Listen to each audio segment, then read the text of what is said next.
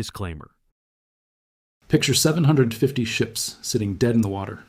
Tankers the length of 3 football fields, loaded with the oil that heats our homes, fills our gas tanks, and keeps our economy breathing. Just stopped, anchored, waiting. Not because of a storm, not because of mechanical failure, but because of 11 words broadcast on a radio frequency that every vessel on Earth is legally required to monitor. No ship is allowed to pass. That message went out over VHF Channel 16, the Universal Maritime Distress Frequency, repeated by Iran's Islamic Revolutionary Guard Corps to every captain already threading the needle through the Strait of Hormuz. And here's what you need to understand about that moment. This wasn't a press conference. It wasn't a diplomatic warning shot. It was operational. Within hours of that broadcast, Brent crude jumped 12%.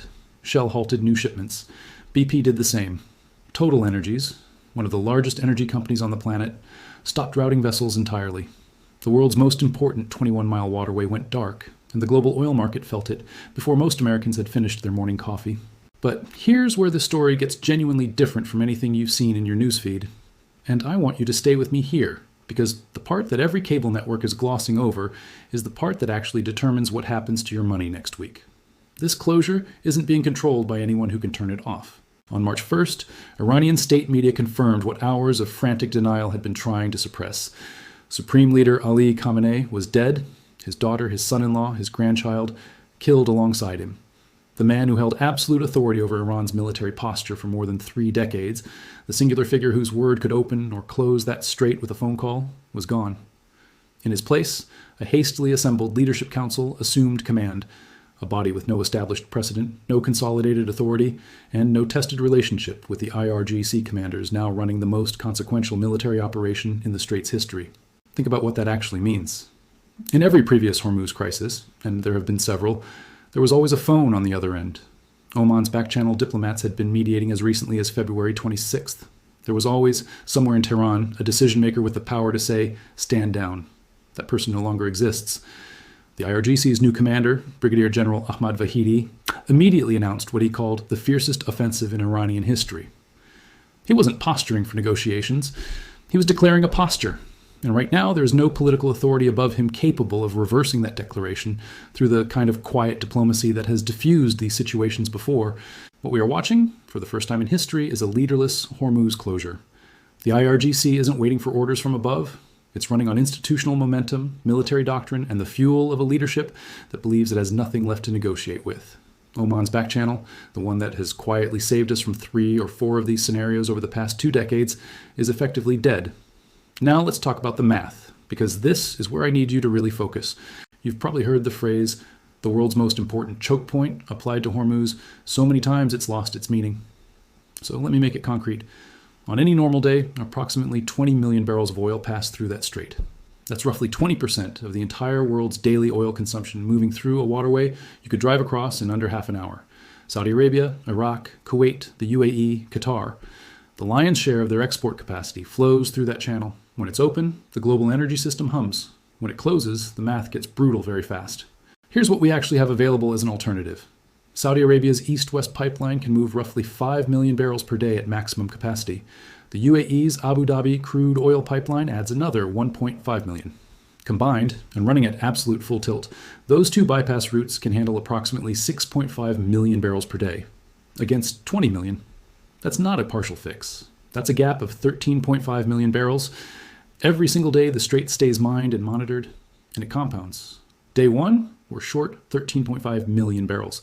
Day 7, we've accumulated a shortfall that the strategic reserves of multiple nations combined can't bridge for long. Pop quiz. Do you remember the 1973 Arab oil embargo? The gas lines, the odd-even rationing at the pump, the way it reshaped an entire decade of American economic life? That disruption, the one that caused oil prices to spike 300% and triggered a recession that hit working families like a freight train, removed 4.4 million barrels per day from global markets. What we're potentially looking at right now is a disruption more than 4 times that size. Let me put that in perspective for you personally.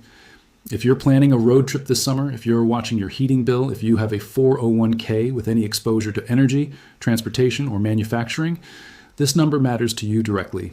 The ripple effects from a sustained supply shock of this magnitude don't stay in the commodity markets. They move through everything. Airline tickets, grocery prices, the cost of shipping the goods in every Amazon box that lands on your porch. Inflation that felt like it was finally cooling off can reignite faster than the Federal Reserve can respond, and the people who feel it first and hardest are never the people who caused it. Here's what should grab our attention above everything else right now. The bypass capacity exists, and it's already maxed out. There is no hidden pipeline waiting to be turned on. There's no emergency rerouting option that traders haven't already priced. The arithmetic of this closure is unusually clean and unusually cruel. 6.5 million barrels against 20 million, with a leaderless command structure on the Iranian side and no active diplomatic channel capable of bridging the gap. Friday, when markets closed, Brent crude settled near $73 a barrel. Traders were still pricing in uncertainty, the possibility that this resolves quickly, that someone emerges from the chaos in Tehran with enough authority to negotiate, that the IRGC steps back from the edge.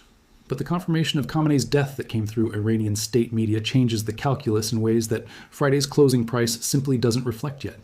Markets were closed when the announcement came through. They haven't had a chance to respond. Asian markets open Sunday night. And when they do, they'll open into a world where 20% of daily global oil supply is physically blocked. The Iranian chain of command is in genuine disarray, and the bypass math leaves a gap that no strategic reserve release can fill for more than a few weeks. What happens to your gas prices, your portfolio, your retirement account in a world where that gap doesn't close quickly? That's exactly what we need to walk through. Because the signals were already there before a single missile flew, hidden in plain sight in the gold and silver markets, and understanding them is the difference between being blindsided by Monday morning and being prepared for it. Here's a pattern worth burning into your memory. Every major geopolitical shock of the last 50 years has sent gold spiking, and almost every one of those spikes eventually faded. Russia invaded Ukraine in February 2022, and gold jumped from roughly $1,900 to $2,100 an ounce within weeks. Impressive move. Then by September of that same year, it had fallen back below $1,100 as the inflation impact proved more contained than feared. The smart money that panicked into gold at the peak got hurt. The people who said, "This too shall pass," were right that time. So why is this time structurally different? And I want to be precise here because the word different gets thrown around so casually in financial commentary that it's almost lost meaning. Let me show you the specific mechanism that makes the Iran crisis of today genuinely unlike the Russia crisis of 2022, or any prior Hormuz confrontation. The critical variable in every past oil disruption was duration, and duration, in every past case, was ultimately determined by a negotiating party with the authority to end it.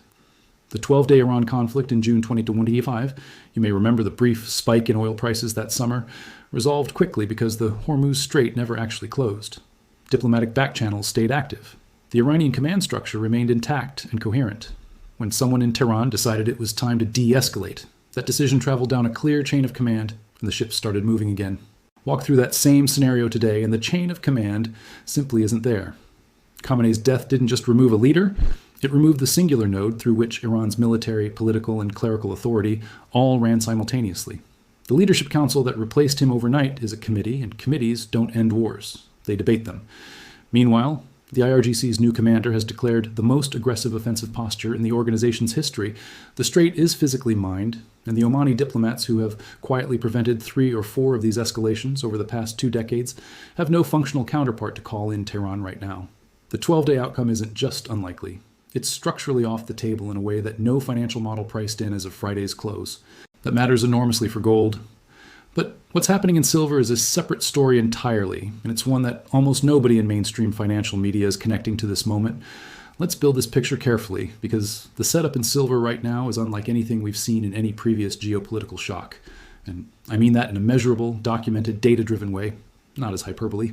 Gold is already trading above $5,220 an ounce as of this week. That number alone tells you something. The market was already pricing in serious geopolitical and monetary risk before the Hormuz closure. Central banks around the world have been buying gold at the fastest pace since the late 1960s, according to World Gold Council data. Our own Federal Reserve's policy uncertainty, combined with de-dollarization moves by several large economies, had already been pushing institutional money into gold as a hedge. The Hormuz closure didn't create gold's bull case. It poured accelerant on a fire that was already burning. But silver is above $90 an ounce, and the market structure underneath that price is the real story. The Silver Institute tracks global supply and demand with more rigor than almost any other commodity research body on Earth, and their data tells a story that should make every investor sit up straight. We have now run 6 consecutive years of silver supply deficit, 6 years in a row where the world consumed more silver than it produced. The cumulative shortfall over that period has surpassed 820 million ounces. That's not a rounding error, that's a structural hole in the market that has been quietly deepening while most Americans were focused on tech stocks and crypto. Have you noticed how silver keeps showing up in conversations about things that have nothing to do with jewelry or coins? Solar panels, electric vehicle batteries, semiconductor manufacturing, medical imaging equipment. The industrial demand for silver has been relentless and growing, while the mining side of the equation has been struggling to keep pace. Fresnillo, the world's largest primary silver miner, just cut its 2026 output guidance by 9%. That's not a small adjustment. That's the biggest silver producer on Earth telling the market, we're going to deliver less silver next year than we told you we would. And here's the number that should really focus your attention. COMEX registered silver, the physical metal sitting in exchange-approved vaults, available for actual delivery, is down approximately 75% from its 2020 peak. Think about what that means for a moment. The physical buffer that the market relies on to absorb demand spikes has been drawn down by 3/4 over the past 5 years. In every prior geopolitical shock, silver had supply cushion. Prices would spike, the cushion would absorb some of the pressure, and things would stabilize. That cushion is essentially gone. What if I told you that this exact combination, a structurally depleted physical market, a 6-year demand deficit, and a geopolitical shock that threatens sustained oil-driven inflation, has never occurred simultaneously before? Because according to the data, it hasn't. In 1973, silver had no deficit problem. In 1979, mining supply was growing. In 2022, COMEX inventories were healthy. Today, all 3 pressure points are active at the same time, and the Hormuz closure just lit the fuse on all of them at once. Now, let's layer in what the institutional analysts, the people whose job it is to model exactly these scenarios, are actually publishing right now. JP Morgan's commodity desk has estimated that a full Hormuz blockade pushes international oil to somewhere between $120 and $130 per barrel. Bloomberg Economics has documented that oil rises approximately 4% for every 1% reduction in global supply, and we're staring at a potential 67% reduction in Hormuz throughput on day one. Analysts at Long Yield have modeled a sustained closure driving oil toward $175 a barrel, and their work suggests that produces a mechanical global inflation impact of between 3.9 and 5.2 percentage points. The IMF's own framework, which is about as conservative and credentialed as economic analysis gets, finds that a 10% oil price increase adds 0.3 to 0.4 percentage points to global headline inflation within 12 months. Now, stack those numbers. If oil goes from $73 to $130, that's a roughly 78% increase. Run the IMF's math on that, and you're looking at the potential for 2 to 3 additional percentage points added to headline inflation, on top of whatever baseline inflation is already running. For everyday Americans, that's not an abstraction. That's your grocery bill. That's your gas pump. That's the interest rate environment that determines whether you can afford to refinance your mortgage or whether that car loan gets more expensive. And here's where the gold and silver markets become not just interesting, but strategically important for your financial thinking. Central banks understand this math better than anyone. They were already buying gold at record pace before Friday. Now they have a structurally compelling oil-driven inflation case to accelerate those purchases. And when central banks accelerate gold buying, the institutional safe haven demand that follows amplifies the move in ways that retail investors rarely anticipate until after the price has already moved. 3 things are converging simultaneously right now that rarely, almost never, line up this way. A leaderless geopolitical crisis with no clear off-ramp, a silver market running on structural fumes after 6 years of deficit, and a gold market that was already at historic highs before the first IRGC transmission hit Channel 16. Each of those forces has historically been enough to move precious metals meaningfully on its own. The question that Monday morning is going to start answering is, what happens when all 3 hit at once? The scenario that the optimists were counting on, quick de-escalation, Oman diplomacy, ships moving again within 2 weeks, just got structurally removed from the table. What remains are the harder paths, and walking through exactly where those paths lead, with the specific numbers and timelines the market will be testing this week, is what we need to do right now. Let's be direct about something that most financial commentary won't say out loud. Not all scenarios are equally likely, and pretending otherwise doesn't protect your money. It just makes you feel balanced while the market moves without you. Lombard Odier, one of the most respected private banks in the world, with the kind of institutional client base that actually moves markets, had built their base case around rapid de-escalation through Oman diplomacy. Their model assumed a functioning Iranian command structure, a supreme leader with the authority to negotiate, and a back channel that had proven reliable for years. That model was built for a world where someone in Tehran could pick up the phone and make the ships move again. But that world ended on March 1st. Khamenei's confirmed death, the IRGC's declaration of its most brutal offensive operation in history, and the collapse of the Omani back channel didn't just complicate scenario 1. They made it structurally implausible. The optimistic case isn't a low probability outcome anymore. It's not really an outcome at all. What remains are 2 realistic paths, and understanding the difference between them is worth real money to you this week. Scenario 2 is sustained harassment. The strait stays technically contested, shipping insurance costs explode, major tanker operators reroute around the Cape of Good Hope, adding 2 to 3 weeks to delivery times, and a meaningful portion of Hormuz throughput is effectively offline even without a complete blockade. Oil stays elevated, inflation reignites. The Federal Reserve, which had been cautiously signaling rate cuts, finds itself frozen between a slowing economy and rising energy prices. The worst possible position for monetary policy. In this scenario, gold consolidates its gains and continues climbing as institutional safe haven demand builds steadily. Silver outperforms as industrial demand stays strong and the physical deficit deepens. Your portfolio feels the inflation drag everywhere except in the commodities that are benefiting from it. Scenario 3 is the prolonged closure. The strait physically mined and monitored. The 13.5 million barrel daily gap compounding. Oil moving toward the $120 to $175 range that institutional models have already published. This is the 1973 scenario, scaled by a factor of 4, without the political architecture that eventually ended the 1973 embargo. In this scenario, the price implications for gold and silver aren't incremental, they're historic. And the impact on everyday American life, from the pump to the grocery store to the interest rate on every adjustable rate mortgage in this country, is the kind of economic disruption that reshapes decades. The question is no longer whether oil stays elevated, it's how elevated and for how long. And every day the strait stays closed, the answer to both parts of that question gets worse. So let's talk specific numbers, because vague warnings don't help you make decisions. Concrete targets do. On oil, analysts across multiple institutional desks are projecting a floor of $5 to $10 above Friday's $73 baseline, even if only partial disruption persists. That's the conservative floor, assuming some ships start moving again relatively soon. JP Morgan's $120 to $130 target becomes realistic within weeks if the closure holds. The $175 scenario that long yield modeled isn't a fringe prediction. It's the output of standard supply-demand arithmetic applied to a 13.5 million barrel daily gap that has no viable bypass solution.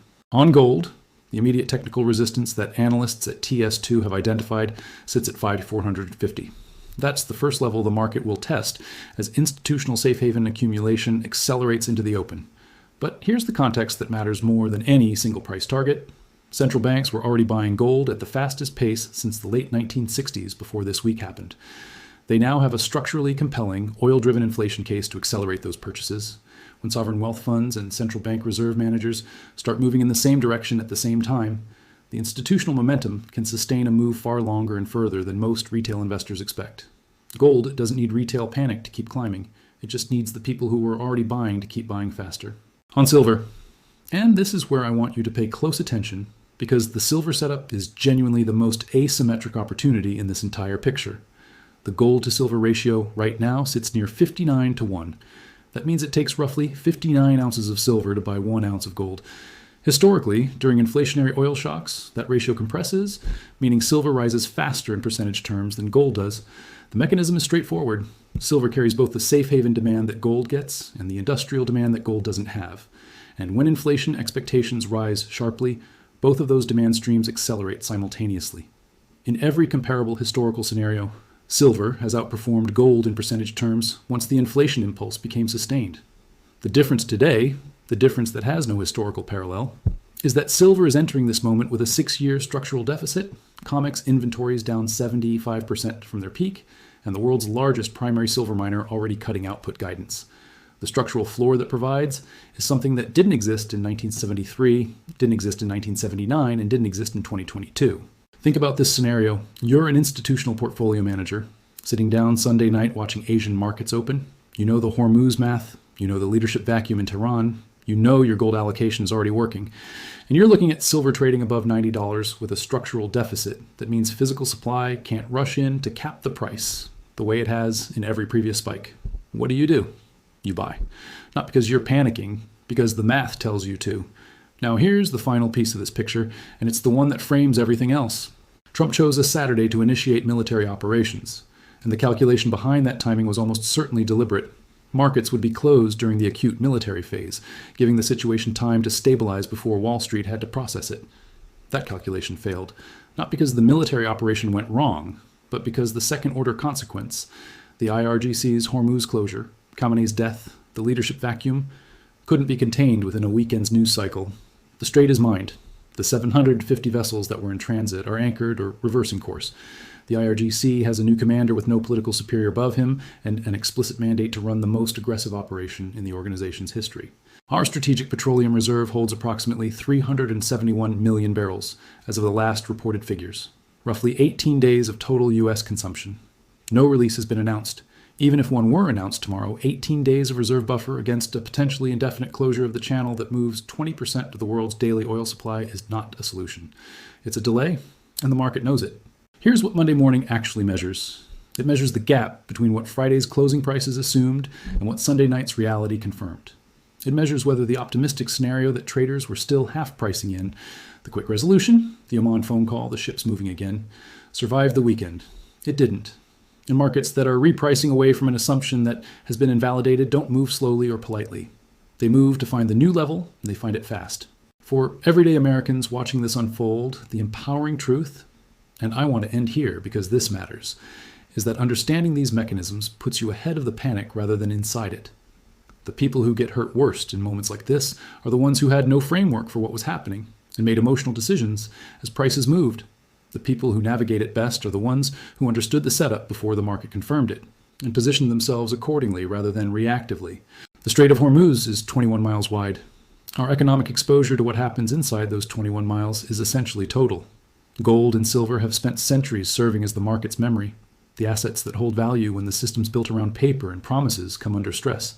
That memory is getting activated right now in real time by forces that are measurable, documented, and running on a logic that has no clean off-ramp visible from here. Asian markets open Sunday night. The bill for what happened this weekend doesn't arrive in the mail. It arrives at the pump, in your portfolio, and in the interest rate environment that shapes every major financial decision you'll make in the next 12 months. Knowing that, really knowing it, with the data and the history and the specific numbers behind it, is the difference between watching this happen to you and understanding it well enough to move through it with your financial footing intact. The faucet is closed. The question now is how long it stays that way, and whether your money is positioned for the answer.